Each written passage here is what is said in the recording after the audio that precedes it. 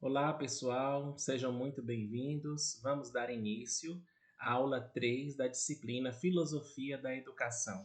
Dando prosseguimento às nossas aulas, eu preparei essas duas últimas aulas, aula 3 e aula 4, de forma bem sucinta, para que a gente possa desenvolver bem aí o nosso conhecimento, construir a partir daquilo que o caderno didático nos propõe a refletir. Vamos lá, começando com um questionamento, né? O que é pragmatismo? É isso que o nosso caderno nos traz na unidade 3. Pragmatismo é um movimento filosófico que apresenta em sua base dois campos de reflexão. Um deles é o campo da teoria do conhecimento e o outro o campo da moral. A característica principal do pragmatismo como uma teoria da ação é a valorização da prática em oposição à teoria. Então, vamos ter a prática para que a gente possa ter uma experiência, vamos dizer assim, próxima daquilo que é real, né? É isso que o pragmatismo vem trazer de reflexão para nós. Os principais filósofos que representam o pragmatismo são os norte-americanos Charles Sanders, William James e John Dewey. Ainda hoje podemos notar a influência das ideias dos filósofos Peirce, James e Dewey nas áreas da filosofia da linguagem, psicologia e filosofia da educação. Inicialmente, podemos afirmar que a ação como característica exclusiva do homem na construção da sociedade e na busca do conhecimento é o foco das pesquisas dos filósofos do movimento chamado pragmatismo. Mas a preocupação do homem em relação ao modo como ele deve agir no mundo é tão antiga quanto a consciência humana de que não existe possibilidade de viver fora de uma sociedade qualquer. Então, desde que o homem tomou consciência de que ninguém poderia viver completamente isolado da presença dos outros, o modo como se deve agir também passou a fazer parte das suas reflexões. Temos já no século V a.C. o filósofo Aristóteles, afirmando que o homem é um animal político, né? Vive na polis, na cidade, por natureza e, portanto, não pode prescindir, ou seja, não pode abrir mão da presença de outros homens para viver. Pensando assim, o mesmo Aristóteles dedica parte da sua obra à reflexão sobre a ética, que nós já começamos a falar nas outras aulas. Ele pensa e escreve exatamente sobre o modo como os homens agem em comunidade, sobre os seus costumes e seus hábitos. Ele chamou esse tipo de ação como praxis. A praxis é compreendida como oposto à teoria. Apesar disso, um não pode ser compreendido totalmente separado do outro e, portanto, há uma certa relação de interdependência entre os conceitos, pois era impensável para o filósofo Aristóteles que a ação, a praxis, não fosse precedida e, até certo ponto, regulada pela teoria. A partir daí, dezenas de filósofos passaram grande parte de suas vidas comprometidos com o estudo e a investigação da ação humana e de suas consequências para a sociedade. Entretanto, o que se seguiu foi uma separação nítida entre o modo como os homens agem e a regra pela qual deveriam agir. E uma das consequências mais importantes dessa relação homem-sociedade foi exatamente a separação radical entre teoria e prática. Então já podemos voltar à questão: o que é pragmatismo? Falando de uma maneira bem simplificada, o pragmatismo é um movimento filosófico que tem como característica principal a valorização da prática em oposição à teoria. Os principais filósofos que representam são os americanos, como eu já falei, né? E um deles no campo da teoria do conhecimento e outro no campo da moral. Veremos a seguir como os filósofos pragmáticos se ocupam desses problemas. Charles Peirce, primeiro pensador a usar o termo pragmatismo, foi o norte-americano Charles Sanders Peirce, que nasceu em Cambridge, nos Estados Unidos, em 1839. Além de se formar em física, química e matemática, ele foi um estudioso da filosofia. Segundo Peirce, o pragmatismo é um método utilizado para compreender o verdadeiro significado das ideias, mas para isso é necessário refletir sobre os efeitos práticos causados pelas ideias quando as mesmas são aplicadas à realidade concreta. Nas palavras do próprio Peirce está o resumo do que ele considerou como regra pragmática. Vejamos. Segundo Peirce, para apurar o significado de uma concepção intelectual, deve-se considerar quais as consequências práticas poderiam, poderiam concebivelmente resultar por necessidade dessa verdade ou dessa concepção, e a soma dessas consequências constituirá todo o significado da concepção.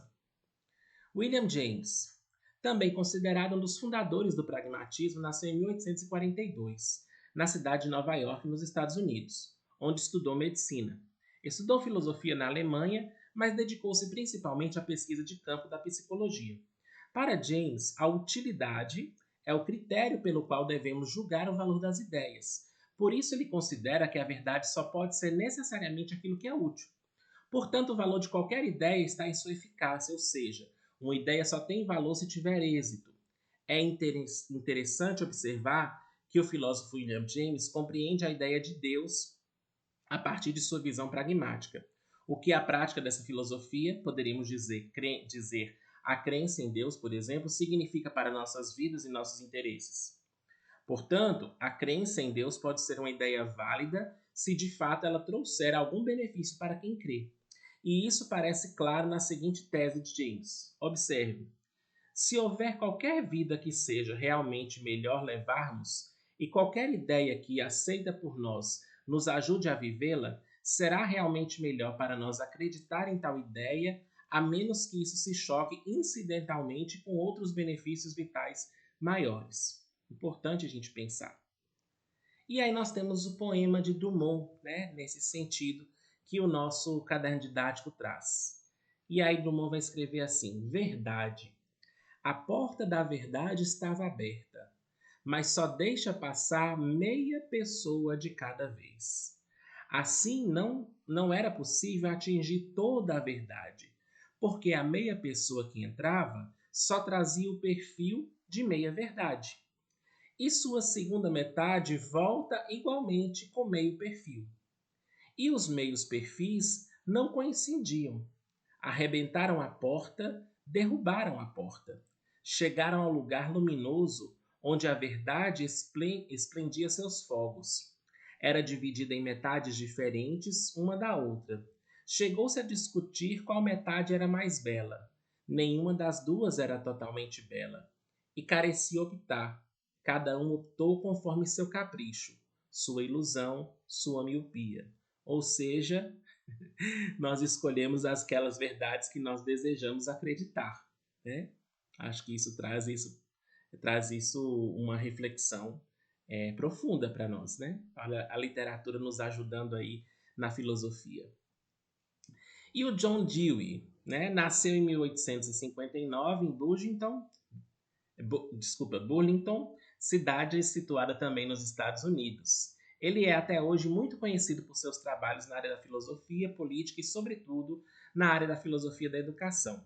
Entretanto, a sua vasta obra busca uma interação entre filosofia e todos os campos de saberes humanos. Se de um lado o pragmatismo de Peirce está centrado na avaliação exclusiva das ideias, a partir de suas consequências práticas, e em James o que interessa é apenas a utilidade da verdade na vida dos indivíduos, em Dewey o que é mais importante é a aplicação social das ideias. Daí ele próprio chamar sua filosofia de instrumentalismo. E é exatamente disso que vamos tratar agora de modo mais detalhado. Dewey acredita que a experiência e o pensamento só têm sentido se entendidos a partir de uma interação entre o homem e o seu meio ambiente. Sendo assim, pensamento e ação, necessariamente, não são opostos, e qualquer separação entre o conhecimento teórico e o conhecimento prático significa negar a natureza integrada do verdadeiro conhecimento. Isso porque nenhuma ideia pode ser verdadeira apenas teoricamente, pois toda teoria que se queira verdadeira deve se apresentar de tal modo que os homens sejam capazes de encontrar, a partir dessa mesma teoria, algo correspondente na experiência, ou seja, é necessário aplicá-la na prática. Se não fosse a capacidade humana de ordenar e tentar compreender as suas experiências, a vida do homem não teria sentido. O desafio da filosofia deweyniana é tornar-se um instrumento de desenvolvimento das possibilidades intelectuais do homem, sobretudo das suas habilidades morais. E aí o pragmatismo na educação, política e moral. A educação constitui, então, o campo onde todas as preocupações humanas estão presentes. Por essa razão, Dewey estava convicto de que sua própria filosofia pode ser definida como a teoria geral da educação. A preocupação de Dewey em relação à educação levou a romper com todo o modelo educacional tradicional, bem como questionar as novas tendências educacionais. Isso porque a educação tradicional estava preocupada com uma formação essencialmente conteudista e negligenciava a experiência dos próprios educandos e das novas tendências educacionais. Por sua vez, apontava para uma valorização extrema da técnica em detrimento do conhecimento teórico. Da crítica de Dewey a esses modelos, surge um novo projeto pedagógico progressista, que busca conciliar os extremos. A chamada escola ativa deveria convergir para o mesmo instante de formação, saberes que até então estavam totalmente dissociados. Dewey viu essa separação entre teoria e prática uma desastrosa consequência para a formação humana.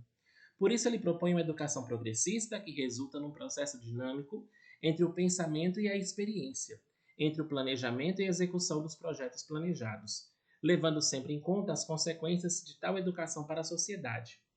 Ora, se para Dewey a vida implica desenvolvimento e se a educação era de fato necessária para que os seres humanos se desenvolvessem plenamente, então a própria educação não pode ser considerada apenas como uma preparação para a vida, ela deve ser contínua. A educação é um processo e como tal, ela deve acompanhar o homem enquanto dure sua vida. Conforme as palavras do próprio Dewey, que diz: uma pessoa educada é aquela que tem a virtude de continuar a adquirir mais educação. Ó Sócrates aí de novo, né, gente? Só sei que nada sei. Então, se eu me considero educado, eu sei que eternamente, ou enquanto minha vida durar, eu tenho a necessidade de adquirir mais educação. Olha que coisa interessante, né? A gente nunca está pronto e acabado. Enquanto há vida, há aprendizado. Podemos destacar dois pontos muito importantes na concepção junguiana de educação. Trata-se dos problemas ligados à moral e à política. As questões morais ocupam um lugar muito importante na teoria pragmática e instrumentalista de Dewey. A pergunta central colocada por ele é a de saber que tipo de pessoas queremos ser e, consequentemente, que tipo de mundo se constrói. E a escolha diante dessas questões perpassa pelo velho conceito de deliberação, ou seja, escolha, né, com novas implicações. Então, para Dewey, todos os bens que têm verdadeiro valor são sociais, e é por isso que as pessoas boas visam o bem comum. Há aqui, portanto, uma estreita ligação entre indivíduo e sociedade. A questão da formação moral está, portanto, intimamente relacionada à questão da formação política. Assim sendo, Putnam a maior preocupação do filósofo John Dewey era exatamente a formação das crianças. Todas as crianças devem ser educadas para se tornarem cidadãos inteligentes de uma democracia, seres humanos que continuassem a crescer intelectual e moralmente durante toda a vida. Dewey chama atenção para uma questão muito complexa: como conciliar o ilimitado poder humano de produção do conhecimento científico com a utilização desses saberes para a vida cotidiana dos homens? De fato, o avanço do conhecimento científico é um dos pilares não só para o crescimento individual, mas também para o desenvolvimento da sociedade em geral. Porém, não há um padrão moral para balizar a produção científica. A compreensão e possível solução dos problemas morais e políticos exige um esforço filosófico, capaz de conciliar os saberes científicos com a vida humana. Essa é a expectativa de Dewey, que se preocupa muito com o seguinte fato: nós conseguimos desenvolver ao máximo nossa capacidade intelectual no conhecimento prático da física, da química, mas quando se trata dos valores políticos e morais, não conseguimos avançar no mesmo modo e, consequentemente, ficamos para trás. A maior tarefa que se impõe à filosofia de Dewey é, portanto, a de ser um instrumento capaz de reconstruir os meios e os fins científicos, com a intenção de aperfeiçoar a construção das ciências e a sua utilização associada à ética e à política, e a sua utilização. Associada à ética e à política, a ciência tem o dever de rever os seus últimos fins, isso é, analisar de que modo seus resultados influenciam a vida humana. A partir daí, a conduta moral e a tomada de decisões também devem ser concebidas como assunto da ciência. Se tais juízos não podem ser feitos pela ciência, ela não pode levar a cabo a sua tarefa. No entanto, essa tarefa pedagógica depende plenamente de uma sociedade, cuja principal bandeira seja a liberdade. Mas nenhuma sociedade é livre no sentido pleno da palavra. A liberdade exigida por Dewey não é algo pronto e muito menos algo apenas institucional. A liberdade, assim como a vida, só pode significar um processo. Uma sociedade que se quer livre, conforme Dewey, é aquela onde todas as pessoas maduras participam da formação dos valores que serviram para a vida de todos que nela habitam. Portanto, não restam dúvidas que para o filósofo, de tal modo que a vida só é possível numa sociedade democrática. Somente na democracia é possível desenvolver plenamente o aspecto moral e intelectual dos homens. Dewey associa a liberdade com pleno desenvolvimento humano. E essa liberdade defendida com tanta insistência não diz respeito somente à vida individual de cada um. Contrariamente do que poderia imaginar, a liberdade implica necessariamente responsabilidade moral e política. Por isso mesmo, sendo livre para agir como queira, o indivíduo não pode deixar de examinar quais serão as consequências de suas ações para a sociedade. Como vimos, a filosofia pragmática e instrumentalista do filósofo norte-americano John Dewey é de suma importância para a compreensão do homem e de sua atuação na sociedade. Não há como dissociar a filosofia deweyniana e a teoria da prática. Assim, não é possível conceber um tipo de conhecimento que não esteja a serviço da vida. Aí eu proponho para vocês no Fórum 3 que quero destacar do nosso caderno didático a página 43. Dois fragmentos. O primeiro, nós já citamos, os dois, na verdade, nós citamos aqui na aula, né? O primeiro deles é: a educação constitui, então, o campo onde todas as preocupações humanas estão presentes. E a outra citação é: todas as crianças deveriam ser educadas para se tornarem cidadãos inteligentes de uma democracia, seres humanos que continuassem a crescer intelectual e moralmente durante a vida. Assim, proponho que você faça uma reflexão da questão: como esse campo de preocupações humanas, a educação, pode tornar a criança um ser humano intelectual e moralmente praticante da sua cidadania? Olha só, né? Uma questão aí para a gente pensar. Afinal, filosofia é uma ciência das perguntas, né? A gente falou isso desde o início, não são das respostas diretas. Pessoal, quero agradecer. Como eu falei com vocês, essa terceira e quarta aula eu pensei em algo mais curto, mais dinâmico, mas não menos denso, né? Vocês acompanhem as atividades, atividade colaborativa, atividade individual que nós propusemos. Eu creio que vão ser bem interessantes também para serem desenvolvidas. E daqui a pouquinho nós estamos na nossa quarta aula, né? Já finalizando aí a nossa disciplina. Um grande abraço, espero que todos estejam aí com muita saúde e muito dispostos a continuarem os seus estudos. Sucesso para todo mundo, viu? Tchau, tchau.